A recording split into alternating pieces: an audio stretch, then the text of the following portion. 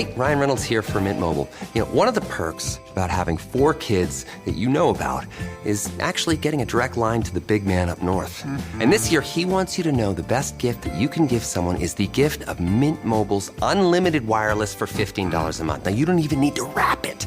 Give it a try at mintmobile.com/switch. Upfront payment of $45 for 3-month plan equivalent to $15 per month required. New customer offer for first 3 months only. Speed slow after 35 gigabytes if network's busy. Taxes and fees extra. See mintmobile.com. This holiday season, millions of families will pack their bags, load up the car, and head off for a family vacation. But not every trip is going to be somewhere fun. The American Red Cross responds to about 7,000 emergencies during the holiday season alone, from home fires to natural disasters, providing families a safe place to go when the unthinkable happens. But they can't do it without your support. Please donate at redcross.org.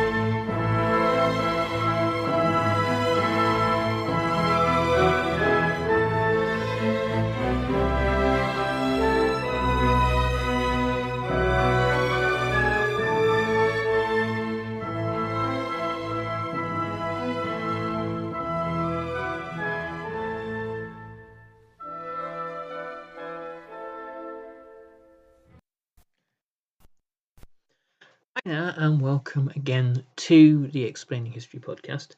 And I'm kind of doing this one for, well, not just exclusively, but for history students out there that are doing Stalin and collectivization.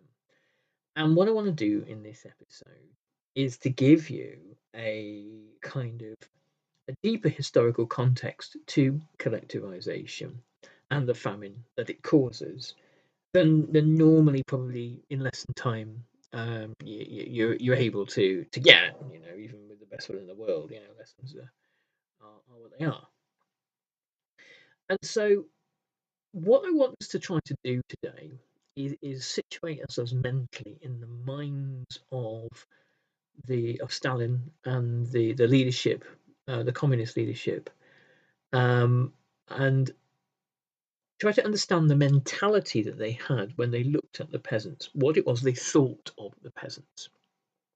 And that was informed, as it always was with Stalin, by history and by the Marxist-Leninist filter through which he interpreted history. Okay, so we're looking at a very famous book, Harvest of Sorrow, by Robert Conquest. And Robert Conquest it has contributed to this field probably more than most writers and most historians have.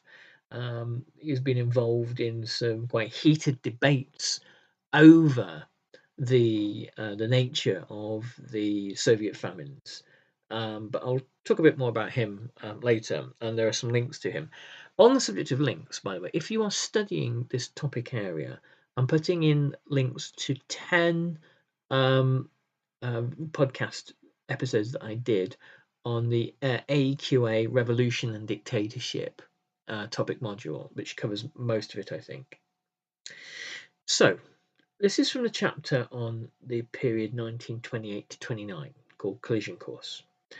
And Robert Conquest writes, At the beginning of 1928, there came a grain crisis, or rather what appeared in the minds of the leadership to be a grain crisis. In fact, it was no more than a temporary disequilibrium in the grain market, easily correctable if normal measures had been applied. But once again, the party's inherent distrust or ignorance of the whole market system and incompetent price policy led to a sort of panic. There were indeed problems. By 1928, the export of grain had virtually ceased. Before World War One, half the grain production had come from landlord and kulak farms. Moreover, these had produced over 71% of the grain available for the market and for export. In 1927, the peasants owned 314 million hectares, as against 210 million before the revolution. Though the number of holdings had grown from 16 million to 25 million, and the non-Kulak peasant, who had produced 50% of the grain before the war and consumed 60% of what he produced, now produced 85% of the grain and consumed 80% of that. So you've got a real problem.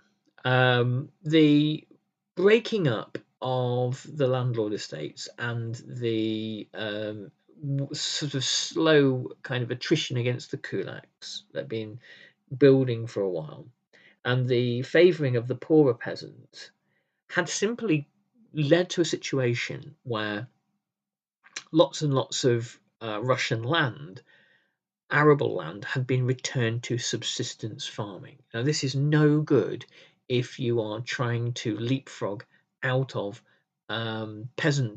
being a kind of large peasant country and into industrialization. And the state's problem is how to, as Robert Conquest writes, the state's problem was how to get hold of the grain. But as the veteran G.Y. Sokolnikov had said flatly at the 15th Congress in December 1927, we must not think that the peasants' grain reserves are a sign of some kind of Kulak war against the proletarian economic system, and that we should launch a crusade to take it away. If we do this, we will only be returning to requisition. Essentially, he was saying they would be returning to war communism. The way in which it was convenient to think, I can't believe that there was that Stalin actually thought this. Stalin's a very clever man, whatever else he wasn't stupid. It was convenient to think of grain reserves as evidence of some kind of capitalist class formation.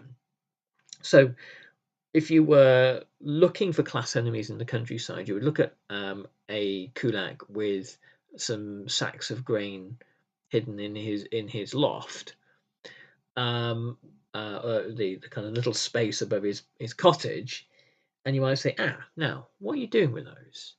You are holding those back until the price at the nearby market rises. You're deliberately restricting supply to manipulate demand and therefore manipulate price. You're a speculator. You're the sort of person, the kind of parasitic person who lives off the backs of the poor. And of course, this isn't what the Kulaks are really doing. They're in fact hedging against market fluctuations, which makes them sound like some kind of city trader, and they're not. What they're doing is keeping back grain in case there is a rise in prices so that they have food to eat. They are essentially ensuring that they don't become the poor, hungry peasant. And it becomes very convenient to sort of paint them in this light. And the thing that the Bolsheviks didn't understand about peasant life, because very few of the Bolsheviks actually were peasants, and they don't really like or trust the peasants. They see them as a kind of an anomaly from Russia's medieval past, and they don't really. Some of them, did during the October Revolution, between the February and October revolutions, go out to the villages and agitate amongst the villagers and try to kind of steer them away from the social revolutionaries. but they didn't understand village life. They didn't understand that there are more than two classes in the village. There's more than just a kind of like a landowner, wealthy peasant class and a poor peasant class. That there were all sorts of different stratas of peasant life, and which seems like an obvious thing to say. I mean, wherever you live, walk down your street and you will find a rich diversity of kind of social tiers of social life, often hidden. Anyway, the people in peasant villages lived in a complex web of obligation and kinship and friendship and enmity and marriage, and people would owe bits of money and from to one another. Somebody would, hire often poorer peasants to work for them, because that's kind of part of the thing you do to keep village life together. And these were the people who would later be accused of being Kulak exploiters, the kind of the wealthy peasants that the Bolsheviks set the poor peasants against. Robert Conquest writes, yet the alternative was intelligent use of market and fiscal measures and a certain amount of forethought. Both were lacking.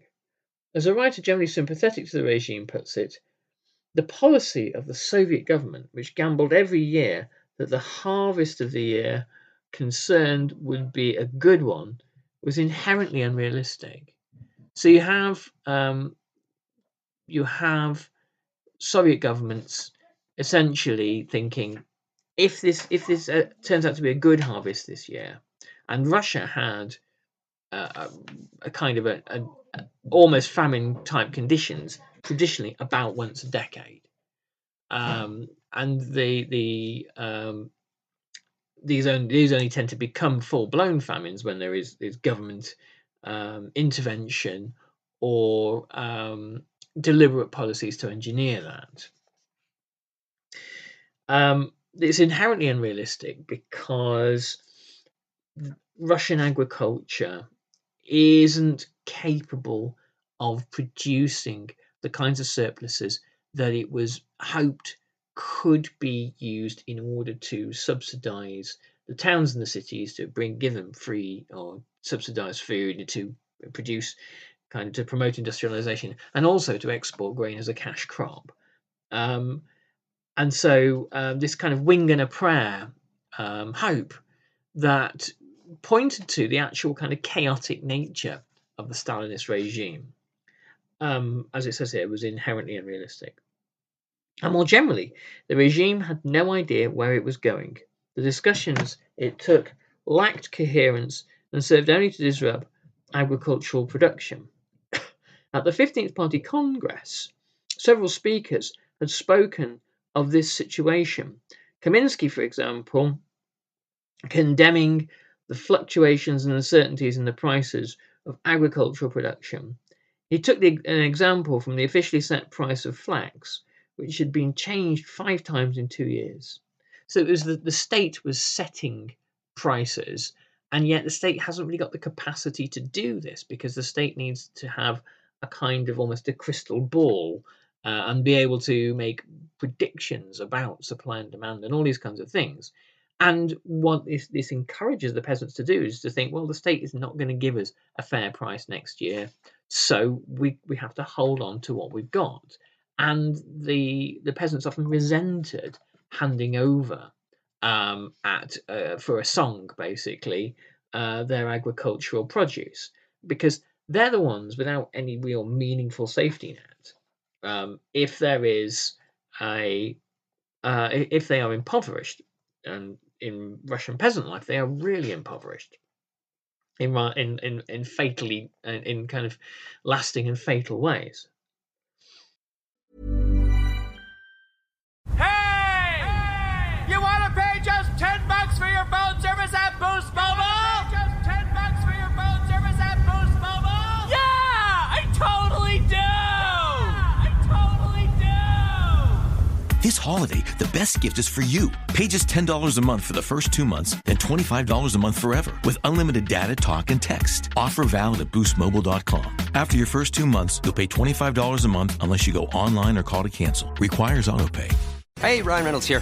Wishing you a very happy half-off holiday because right now Mint Mobile is offering you the gift of 50% off unlimited. To be clear, that's half price, not half the service. And Mint is still premium unlimited wireless for a great price. So that means a half day. Yeah? Give it a try at mintmobile.com/switch. Upfront payment of $45 for 3-month plan equivalent to $15 per month required. New customer offer for first 3 months only. Speed slow after 35 gigabytes if network's busy. Taxes and fees extra. See mintmobile.com. This holiday season, millions of families will pack their bags, load up the car, and head off for a family vacation. But not every trip is going to be somewhere fun. The American Red Cross responds to about 7,000 emergencies during the holiday season alone, from home fires to natural disasters, providing families a safe place to go when the unthinkable happens. But they can't do it without your support. Please donate at redcross.org. One of the West's leading analysts of the problem, the late Professor Jerzy F. Karzik, speaks of the failure to build up a grain reserve in the good years as negligence bordering on folly, and adds that when inept price and fiscal policies produced the procurement crisis of 1927 to 28, the government's ability to react intelligently was much affected by the parallel and almost unbelievable crisis in information. For in fact, as Karzik puts it, the apprehension that did exist at the time over the ability of the Soviet peasant to supply marketed output to the economy appears to have been completely unfounded. It has been estimated that in 1927 to 29, an additional investment of only 131.5 million rubles in higher grain prices would have brought the market into equilibrium. So all that needed to happen in this perspective was for the government just to pay the peasants at reasonable market prices. But of course, this feels like capitalism. It's not really. Capitalism is what you get when capitalists are in charge. In the kind of the Maoist view of this is that whilst you can have commerce in China, what you don't have is a capitalist class form itself and form its own parties and have its own media and vie with the government for power. You don't have that. So in the kind of the wilder imaginings of the Bolsheviks, if the capitalism could reassert itself in the Soviet Union if you suddenly start to pay these kulaks that you don't like very much, if you pay them properly, then they will seek perhaps further concessions. They will organize themselves politically, and before you know it, you've got a burgeoning capitalist class on your hands. The Russian peasants really didn't think in those terms, and it was inconceivable that they would, in this violent authoritarian state, have had the capacity to organize in that manner. So that was really kind of a sort of a figment of the kind of the Stalinist imagination. But as Sheila Fitzpatrick points out in Everyday Stalinism, constant paranoia and paranoid thinking and being able to see plots where they don't exist and look for threats where they don't exist is kind of baked into Stalinism because of the experience of the revolution and the Civil War, and the kind of the Marxist-Leninist worldview that the state is naturally, the revolutionary society is naturally surrounded by enemies and counter-revolutionary forces that will look to overthrow you, and they'll try to find the enemy within because that's what they do. And in fairness, this had indeed happened during the Russian Civil War. The British, the Americans, the French, and the Japanese in the East had invaded Russia, and they had looked to overthrow the regime. So it's not completely figments of the Soviet imagination. Moreover, writes Robert Conquest, it has been shown and tacitly confirmed by Soviet economists that the basic figures on which Stalin relied in considering the grain problem were highly distorted, and indeed that Soviet figures, even for the grain harvest of any particular year, varied considerably. In fact, Stalin based himself on a considerable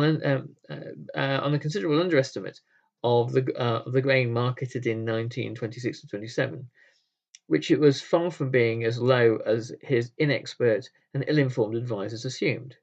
A Soviet scholar has recently indicated in a tactful manner that Stalin accepted an estimate of 10.3 million tons for gross 1926 to 2027 grain marketing, while the true figure was 16.2 million tons. So the Soviet government didn't know how much grain there was to be collected. It assumed there was less. It assumed, and in its assumptions that there's less, it assumes obviously that there is grain being hidden, or it assumes that there are going to be greater shortages than there actually are.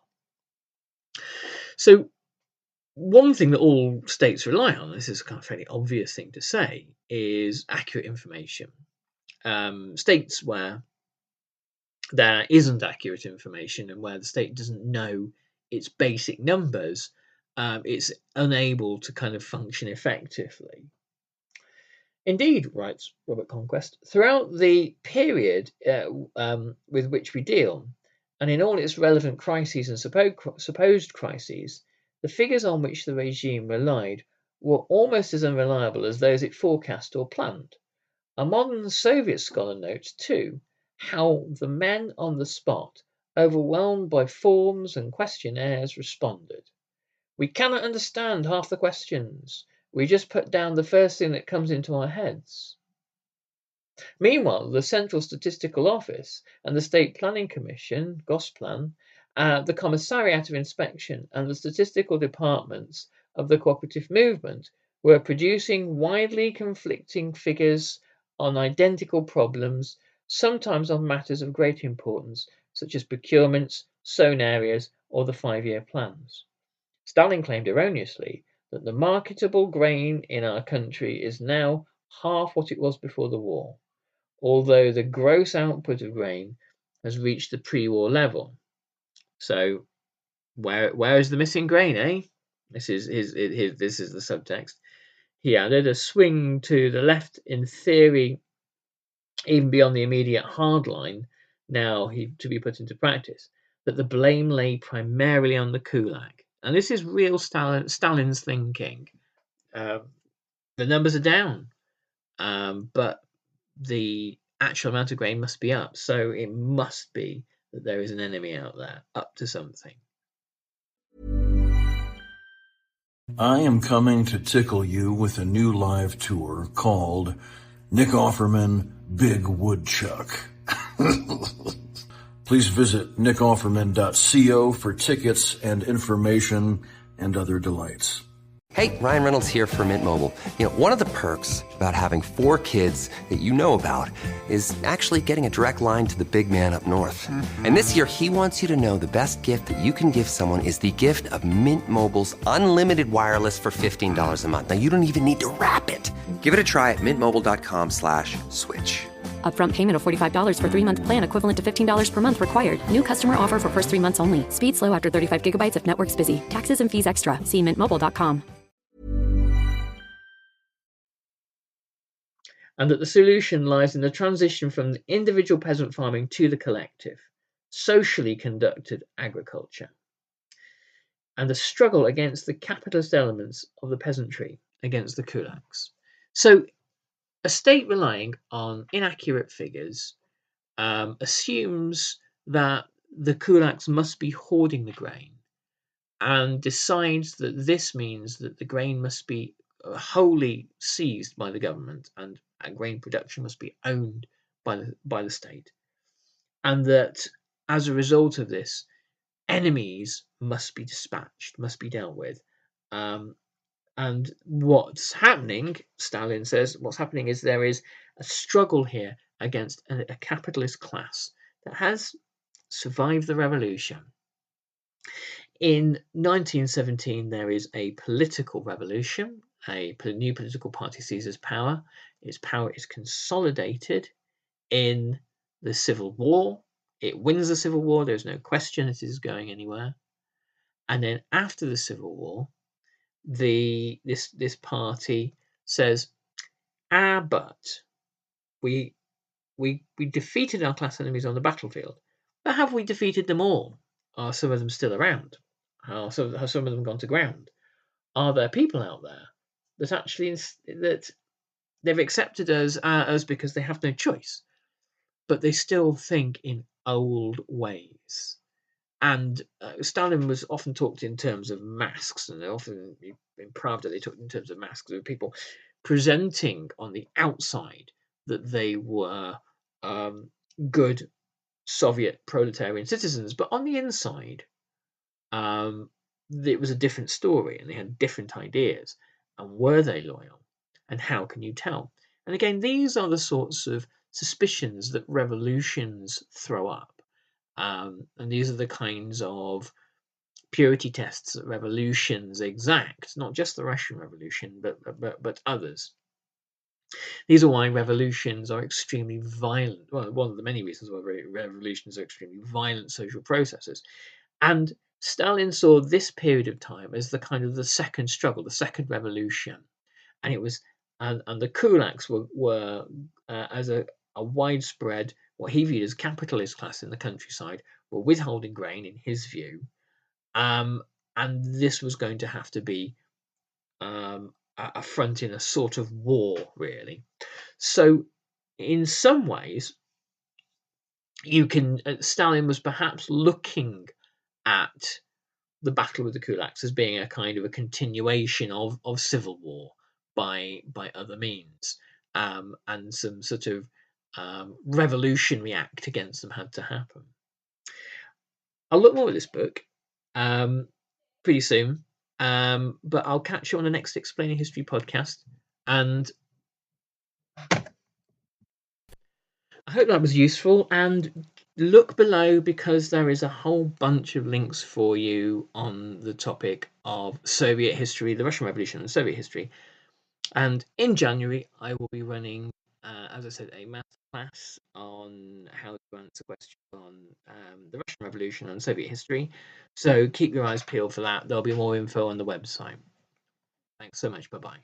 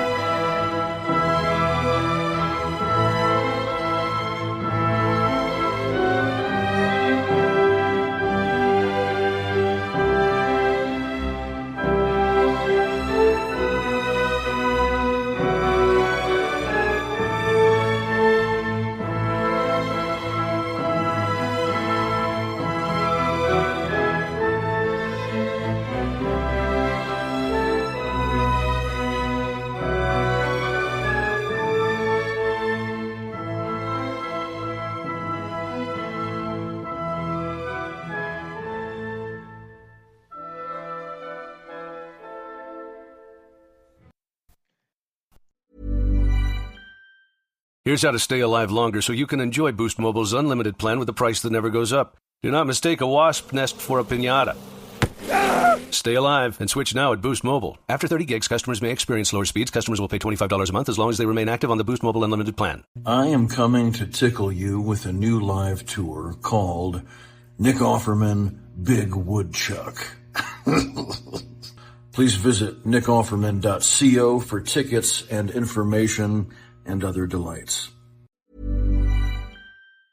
Thank you for listening to this episode of Explaining History. This podcast is an independent production, and it's listener support that keeps these conversations going week after week. If you find value in the show and want to help cover the costs of research and production, please consider making a contribution. You can join our community on Patreon or make a one-off donation. Just follow the links in the show notes for this episode. Every bit of support is truly appreciated.